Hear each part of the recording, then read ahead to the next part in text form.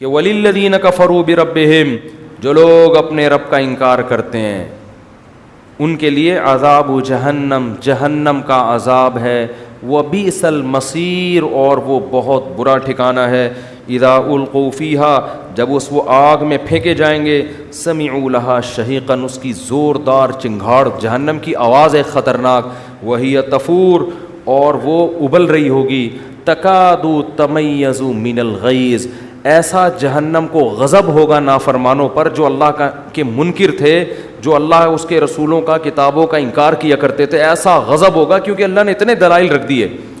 تکادو تمیز من الغیظ، یہ بھی بلاغت ہے قرآن کی، ایسا لگے گا جیسے غصے سے یہ جہنم پھٹ جائے گی، ایسا لگے گا جیسے بھٹی میں آپ دیکھتے ہیں نا جب لوہا ڈالا جاتا ہے تو ایسا لگتا ہے یہ بھٹی کس کی حالت، کس کنڈیشن میں ہے، غیظ و غضب میں۔ تو اللہ فرماتے ہیں جہنم کی ایسی کنڈیشن ہوگی، ایسا لگے گا جیسے یہ غصے میں پھٹ جائے گی غیظ و غضب سے۔ فرمایا کلما القی فیہا فوج سألہم خزنتها، جب بھی کوئی جماعت اس آگ میں ڈالی جائے گی تو جہنم کے جو داروغہ ہیں وہ ان سے پوچھیں گے الم یاتکم نذیر، کیا تمہیں اس آگ سے کسی نے ڈرایا نہیں تھا؟ قالوا، وہ جواب میں کہیں گے بلا، کیوں نہیں۔ وہ یاد آئے گا ان کو، ہم نے بہت سے کچھ سنا تھا، کبھی یوٹیوب پہ ایک ویڈیو آ گئی تھی اس میں تھا کہ بھئی جہنم کی آگ ہے، آیتیں پڑھی جا رہی تھی، کبھی تراویح میں ہمیں کہیں سے خبر مل گئی تھی، آیتیں پڑھی جا رہی تھی، کبھی یہاں، یعنی یہ خبریں تو دنیا میں پھیلتی ہیں نا۔ بعض کو پیغمبر نے براہ راست سمجھایا تھا تو کہیں گے بلا قد جاءنا نذیر، کیوں نہیں، نذیر ڈرانے والا آیا تھا۔ فکذبنا، ہم نے اس کا انکار کر دیا، وقلنا ما نزل اللہ من شیء، ہم نے کہا اللہ نے آسمان سے کچھ بھی نازل نہیں کیا، یہ مولویوں کی باتیں ہیں۔ وقالوا لو كنا نسمع، وہ کہنے لگے کاش ہم سن لیتے ان کی بات، او نعقل، یا عقل سے خود ہی کام لے لیتے۔ بعض دفعہ انسان کا کہ علم میں اضافہ ہوتا ہے کوئی بات سن کے، بعض دفعہ اضافہ ہوتا ہے خود ہی کھوپڑی استعمال کر کے، خود ہی کھوپڑی استعمال کر لیتے تو بھی ہمیں یقین آ جاتا کہ آخرت ہے۔ کیوں؟ دیکھو ایک ٹیکنیکل بات کرتا ہوں میں، اکثر یہ ایتھیس اور منکرین خدا یہ دعویٰ یہ کرتے ہیں کہ یار یہ خدا ایسا ظالم کیسے ہو سکتا ہے کہ لوگوں کو، نافرمانوں کو پکڑ میں آگ میں ڈال دے، یہ کیسے ہو سکتا ہے؟ یہ سمجھ میں آنے والی بات نہیں ہے۔ تو جب بھی کوئی باطل آدمی اعتراض کیا کرے نا تو اس کے اعتراض کا جواب دینے کے بجائے اس پر اعتراض کر دیا کرو، یہ اصول یاد رکھو، کیونکہ باطل کیا کر رہا ہوتا ہے کہ اس پر جو اس سے بڑا اعتراض ہوتا ہے نا اس کو ٹھنڈے پیٹوں پی جاتا ہے، اور جو چھوٹا اعتراض ہو رہا ہوتا ہے وہ آپ پہ کر رہا ہوتا ہے۔ نہیں آئی بات سمجھ میں؟ تو اس کو یہ کہا کرو کہ ٹھیک ہے ہم فرض کر لیتے ہیں کہ یہ تو بہت سخت عذاب ہے آگ کا، اور اللہ اس میں جو نافرمانوں کو ڈالے گا یہ سمجھ میں آنے والی بات نہیں ہے، اللہ ایسا ظالم کیسے ہو سکتا ہے، اس بیس پہ فرض کرو ہم نے آخرت کا انکار کر دیا، نہیں ہوگا کچھ بھی، مر کے ہم مٹی ہو کے کیا ہو جاتے ہیں، ختم۔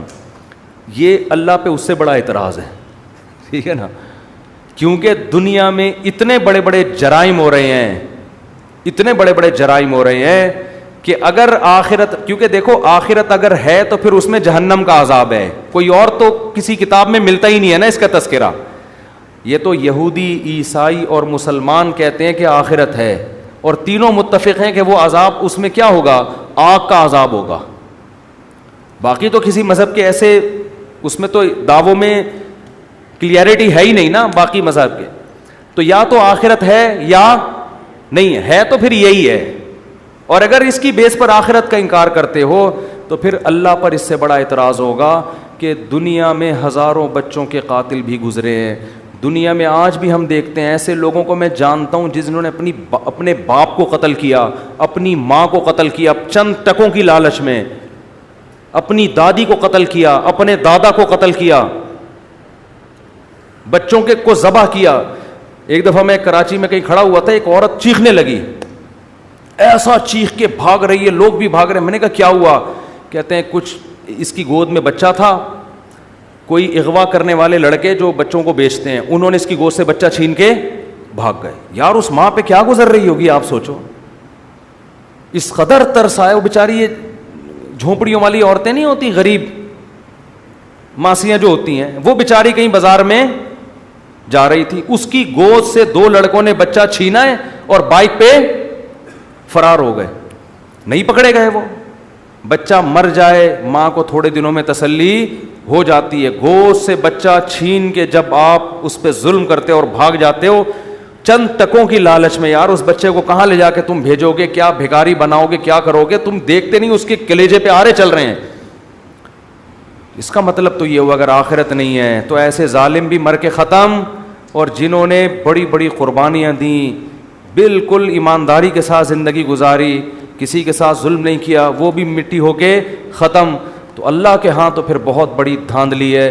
تبھی تو قرآن کہتا ہے ام نجعل المتقین کالفجار, تم پاگل ہو گئے ہو, کیسی باتیں کر رہے ہو کہ آخرت نہیں ہے. مطلب یہ کہ جو خدا کے خوف سے اچھی زندگی گزارتا ہے اور جو ظالم ہے بری زندگی گزارتا ہے, تم سمجھتے ہو کہ میں دونوں کو مار کے ختم کر کے ایک جیسا کر دوں گا. ما لکم, تمہیں ہو کیا گیا ہے. قرآن کے الفاظ دیکھو, مجھ پر اتنا بڑا الزام لگا رہے ہو. تو جو یہ اعتراض کیا کرے نا اللہ آگ میں کیسے ڈالے گا, یہ اس سے پتہ چلتا ہے آخرت نہیں ہے. اس سے کیا, اس سے بڑا الزام اللہ پہ یہ ہوتا ہے کہ وہ سب کو برابر, دنیا میں تھوڑی سزا ملتی ہے, دنیا میں تو چور ڈاکو صدر بن جاتے ہیں.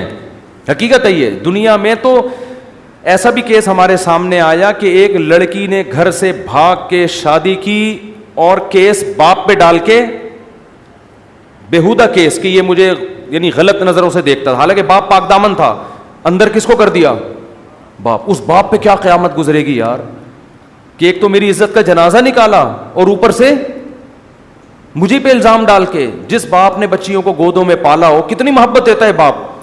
دنیا میں ایسے ایسے مظالم ہو رہے ہیں کیا انسان کانوں کو ہاتھ لگائے, اور ان ظالموں کو دنیا میں سزا نہیں ملتی. اکثر بے گناہ لوگ سزا میں پستے ہیں, پھانسی کے پھندوں پہ چڑھ جاتے ہیں بے گناہ. جو قتل کرنے والا ہوتا ہے وہ کھلے عام گھوم رہا ہوتا ہے. تو بھائی دنیا میں تو ایسا ممکن ہے. اللہ کہتے ہیں کیا میرے بارے میں بھی تم نے یہ گمان کر لیا ہے, ما لکم, تمہیں کیا ہو گیا ہے, کیف تحکمون, کیسے فیصلے کر رہے ہو تم میرے بارے میں, کہ پرہیزگاروں کو, اچھوں کو, بروں کو مار کے ختم کر کے برابر, یہ نہیں ہو سکتا. تو جو یہ کہا کرے نا کہ آگ سمجھ میں نہیں آتی, اس سے کہیں ہماری سمجھ میں یہ نہیں آتا کہ کوئی بھی سزا نہیں ملے گی. اگر آگ نہیں ہے تو پھر آپ بتاؤ کیا سزا ہے, صحیح ہے نا. تو اس سے پتہ چلتا ہے کہ اگرچہ ہماری سمجھ میں آگ کی سزا نہیں آتی, لیکن بھائی ہماری سوچ اور ہماری سمجھ وہ اس قابل نہیں ہے کہ ہم اللہ سے آگے نکلنے کی کوشش کریں. علماء کہتے ہیں جہنم اللہ کے غضب کا اظہار ہے. خدا کو نافرمانوں پہ جو غضب ہوگا نا, تو غضب کس کا ہے, اللہ کا. تو اللہ اپنے غضب کا اظہار اسی طرح کرے گا, کیونکہ وہ عام غضب نہیں ہے, وہ کس کا غضب ہے, اللہ کا غضب ہے. تو اس سے پناہ مانگنی چاہیے, اس پہ اعتراضات نہیں کرنے چاہیے, اس کا مذاق نہیں اڑانا چاہیے. اس سے عقل مند لوگ پناہ مانگتے ہیں کہ اللہ ہمیں ایسے کاموں سے بچا جس کی وجہ سے جہنم کی آگ حلال ہوتی ہے, اسے پناہ مانگو اس سے. تو قرآن کیا کہہ رہا ہے, تکاد تمیز من الغیظ, قریب ہے کہ وہ غیظ و غضب سے پھٹ پڑے. اور جب بھی ان کے پاس کوئی ان جو لشکر ڈالا جائے گا تو جہنم کے داروغہ پوچھیں گے کیا ڈرانے والا نہیں آئے گا, آیا. وہ کہتے ہیں کاش ہم سن لیتے یا عقل سے کام لیتے. عقل کا مطلب سمجھ میں آیا نا, کہ کیسے ہو سکتا ہے کہ اللہ کوئی سزا ہی نہ دے کسی کو. کاش ہم عقل سے کام لیتے. ما کننا فی اصحاب السعیر, تو آج اس بھڑکتی ہوئی آگ میں داخل نہ ہوتے. فاعترفوا بذنبہم, اللہ فرماتے ہیں دیکھو آج اپنے جرم کا انہوں نے اقرار کر لی. یہ دنیا میں کر لیتے تو فائدہ ہوتا.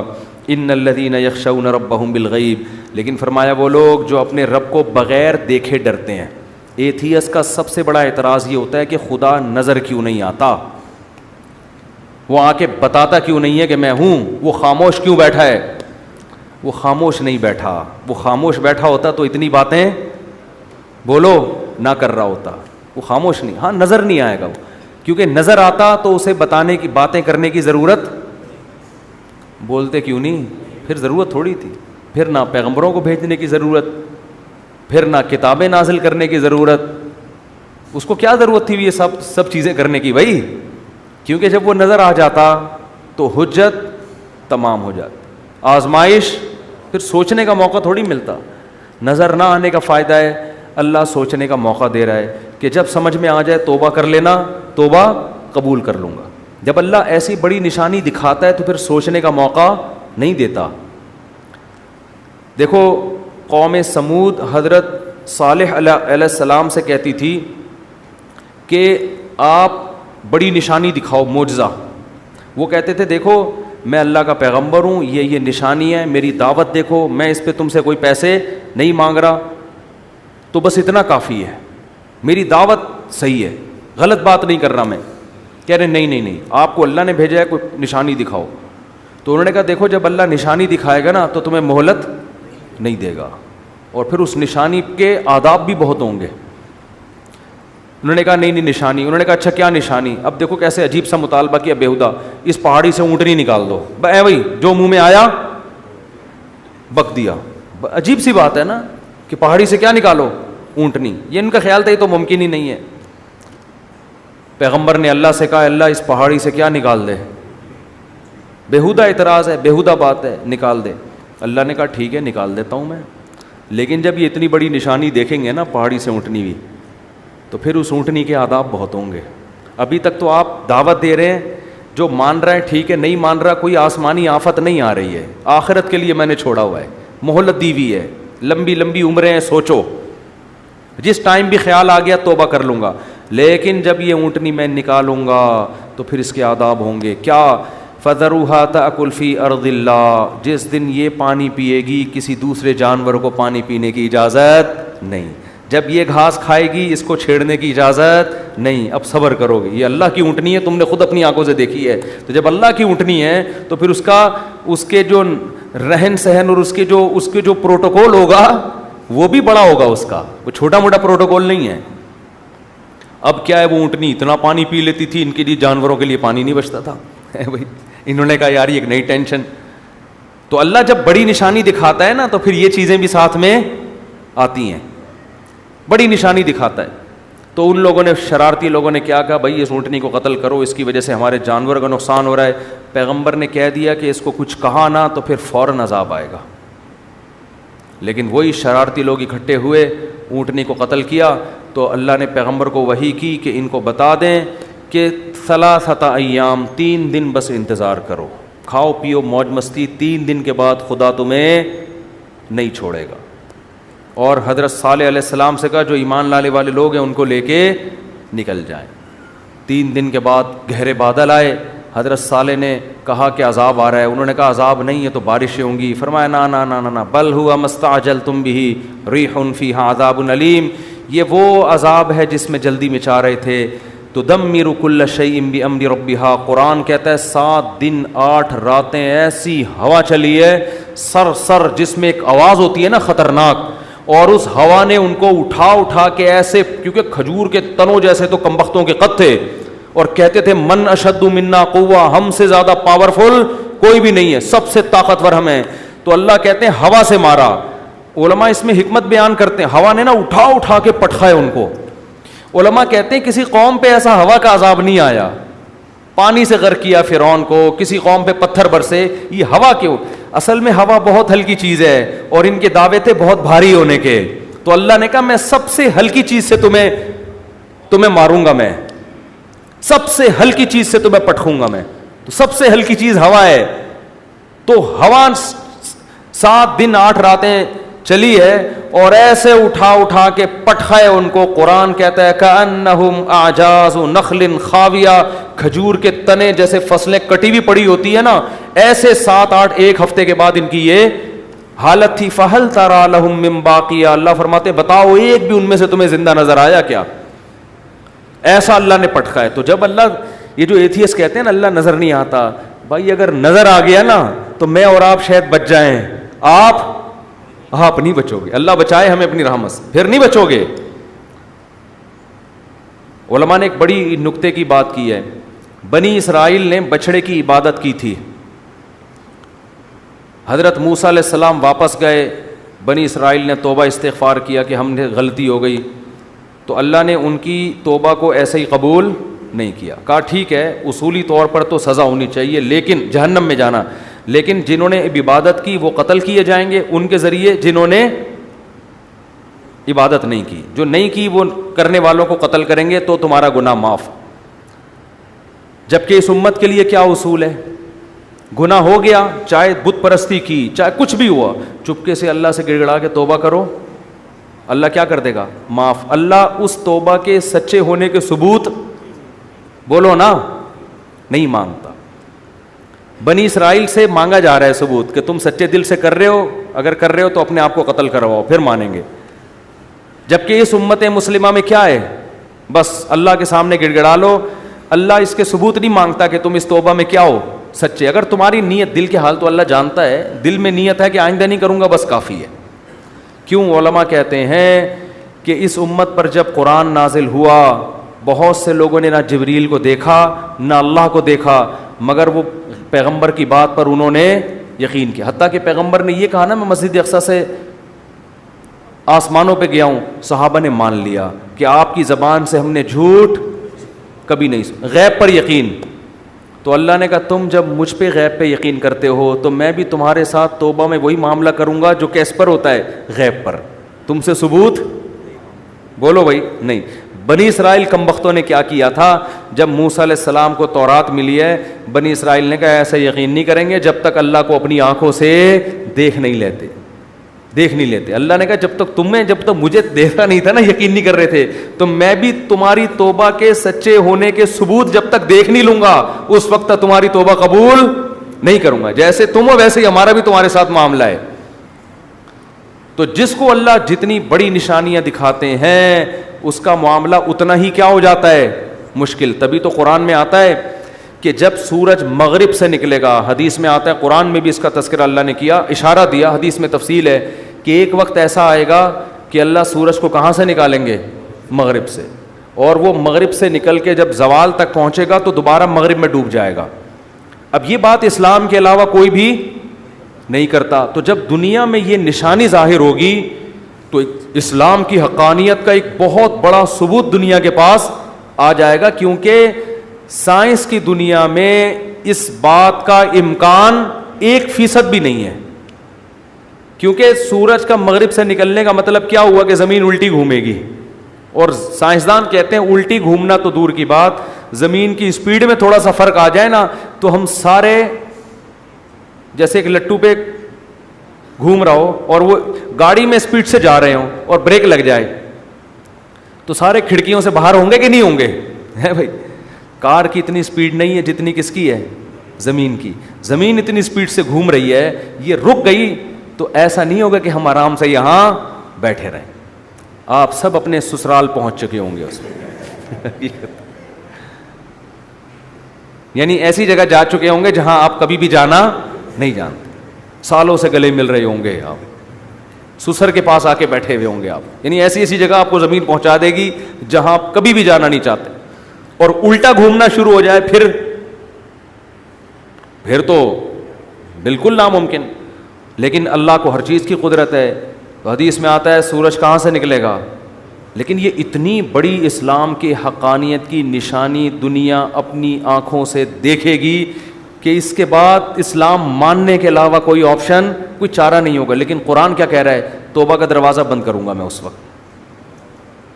اس وقت لم تکن آمنت من قبل او کسبت فی ایمانها خیرا یوم یاتی بعض آیات ربک، وہ کیا ہے آیت یار؟ یوم یاتی بعض آیات ربک لا ينفع نفسا ایمانها لم تکن آمنت من قبل او کسبت فی ایمانها خیرا۔ اللہ کہتے ہیں اس وقت کوئی کافر مسلمان ہوگا تو اس کا اسلام قبول نہیں، اور کوئی گنہگار مسلمان توبہ کرے گا تو اس کی توبہ قبول نہیں ہوگی۔ سمجھ میں آ رہی ہے بات کہ نہیں آ رہی؟ تو اس لیے غیب پہ معاملہ لکھا ہے، یہی دیکھو، اونٹ کو دیکھو، شہد کی مکھی کو دیکھو، سورج کا نکلنا دیکھو، چاند کو دیکھو، للشمس ينبغي لها ان تدرك القمر۔ اللہ کہتے ہیں ہر ایک کو ایسے دائروں میں تیرا دیا میں نے، نہ چاند سورج سے ٹکراتا ہے اور نہ سورج چاند سے ٹکراتا ہے۔ کل فی فلک یسبحون، اتنے بڑے بڑے اجرام ایک مخصوص دائروں کے اندر لٹو کی طرح گھوم رہے ہیں، یہ آٹومیٹیکلی خود بخود نہیں ہو سکتا۔ یمسک السماوات والارض ان تزولا، اللہ ہے جس نے آسمانوں اور زمینوں کو تھاما ہوا ہے کہ اپنی جگہ سے ڈاما ڈول نہ ہو جائیں۔ ولئن زالتا، ذرا سا ان کا بیلنس آؤٹ ہوگا اللہ کہتے ہیں یہ جاپان کے سائنسدان اس کو بیلنس پہ نہیں لے کر آئیں گے. تو کیڑے مکوڑوں کی طرح یہ خلائی سیارے تھے جو تھوڑا سا نیچے سے جس نے چھلانگ لگائی ہے نا, ٹھیک, تھوڑا سا نیچے سے, یہ مجھے وہ لطیفہ بچپن کا بہت یاد آتا ہے, تھوڑا سا نیچے. دوبارہ سنا دوں, کل سنایا تھا, نئے لوگ بھی آ گئے. تو 3 آدمی, ایک امریکی, بس یہ اس کے بعد بیان ختم ہو رہا ہے نا, نئے نئے لوگ بھی آتے ہیں. یار ایک بھی نیا ہو نا, ایک بندہ بھی نیا ہو تو یہ لطیفہ اس قابل ہے کہ اس کی رعایت میں اس کو سنایا جائے, ٹھیک ہے. پاکستانیوں کی ریسرچ کا پتہ چلتا ہے. تو 3 آدمی بیٹھے ہوئے تھے, ایک امریکی, ایک جاپانی اور ایک پاکستانی. امریکی نے چھوڑی تو نہیں, وہ تو کسی حد تک صحیح ہے کہ ہمارے جو ہوائی جہاز ہیں بالکل آسمان سے چپک کے چلتے ہیں. انہوں نے کہا بالکل آسمان سے, اس نے کہا نہیں تھوڑا سا نیچے. جاپانی نے کہا ہماری جو آبدوزیں ہیں سمندر کی زمین سے چپک کے چلتی ہیں. انہوں نے کہا بالکل چپک کے, کہا نہیں تھوڑا سا اوپر. پاکستانی کیا کرتا, اس نے کہا ہم لوگ ناک سے کھانا کھاتے ہیں. کہا بالکل ناک سے, کہہ رہا تھوڑا سا نیچے, ٹھیک ہے, تھوڑا سا نیچے. تو اگر اللہ اس نظام کو تھوڑا سا اوپر یا تھوڑا سا نیچے کر دے, زمین کے بیلنس کو 23 ڈگری جھکی ہوئی ہے, تھوڑا سا اللہ یوں کر دے, یا جس مدار پہ کوئی اسپیڈ کم ہو جائے تھوڑی, یہ اسپیڈ زیادہ ہو جائے, تو اللہ فرماتے ہیں ان امسکہما من احد من بعدی, خدا کے علاوہ کوئی بھی ان کو اپنے مدار پہ نہیں لا سکتا. زمین سے باہر نکل کے دھکا کون دے گا اس کو, بھائی باہر ٹکیں گے کہاں, کون باہر جا کے. تو ہماری جتنی ترقی ہے نا, کچھ بھی ہو, یہ آٹے میں ذرہ ہے اس کائنات کے مقابلے میں, یہ کخ بھی نہیں ہے. ایک سونامی کا طوفان یہ سب کچھ ملیا میٹ کرنے, یہ سمندر 3 گنا زیادہ ہے. یہ تھوڑا سا اوپر آ گیا تو ویسے ہی سب تیر رہے ہوں گے یہاں پہ, کچھ بھی نہیں ہے. یہ گلیشیئر پگھل جائیں تو سب لیٹے ہوئے ہوں گے یہاں پہ. تو اتنا فنٹر بننے کی ضرورت نہیں ہے. ٹھیک ہے ترقی کی ہے, بہت اچھی بات ہے, خدا کی آنکھوں میں آنکھیں ڈال کے تھوڑی بات کرو یار تم.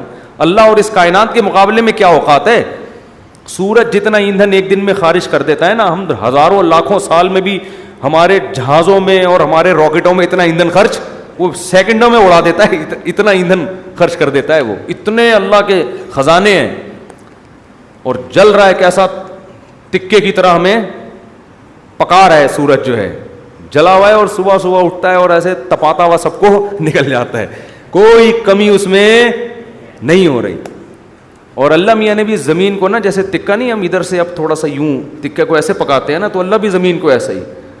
ابھی یہاں رات ہو رہی ہے, امریکہ میں کیا ہو رہا ہے دن, تو یہ بالکل ایسے تکے کی بوٹی کی طرح زمین کو اللہ یوں کرتے, کیا کرتے ہیں گھماتے. چلو بھائی اب ادھر والے تھوڑا سا انجوائے کریں سورج کو, وہاں والے سو جائیں, اب تھوڑا سا ادھر والے انجوائے کریں. اب ناروے والے پریشان تھے, وہ تو کنارے پر ہیں, تو اللہ نے ان کو کسی اور طرح سے گھما دیا کہ تم نے 6 مہینے دن کے مزے لیے ہیں, اب 6 مہینے اندھیروں کے مزے لو. اور ادھر والے روشنی میں آ جائیں گے 6 مہینے کے لیے جب ادھر اندھیرا ہوگا, اور جب ادھر روشنی ہوگی 6 مہینے کے لیے ادھر کیا ہو جائے گا. ہر لحاظ سے زمین کو نا بڑے طریقے سے سورج کے گرد بالکل جیسے تکا پکانے والا, سوراب گوٹ کی بوٹیاں پکانے والا نہیں, ادھر سے, اور مرغیاں جیسے انڈے کو سہ رہی ہوتی ہیں ادھر سے, اب تھوڑا سا ادھر سے اور چوزا نکل آتا ہے. تو یہ بھائی خود بخود کوئی بھی سسٹم نہیں ہے. ذالک تقدیر العزیز العلیم. قرآن کہتا ہے زبردست غالب بادشاہ ہے جس کو ہر چیز پر قدرت ہے, العلیم جس کے پاس علم بھی ہے کہ کس وقت کس کو کہاں سے تپانا ہے. ٹھیک ہے نا, کدھر سے گرم کرنا ہے, کدھر لائٹ پڑنی چاہیے, کدھر اندھیرا ہونا چاہیے, کدھر گرمی ہونی چاہیے, کدھر سردی ہونی چاہیے, پورا سسٹم ہے یہ. تو اس کے بعد بھی کوئی خدا کا انکار کرے گا اور خدا کی مان کے نہیں چلے گا, تو اللہ کو یہ حق بنتا ہے کہ اس پہ غصہ کرے اور اپنے غضب کے اظہار میں اس کو جہنم کی آگ میں ڈال دے. اللہ ہم سب کو اس آگ سے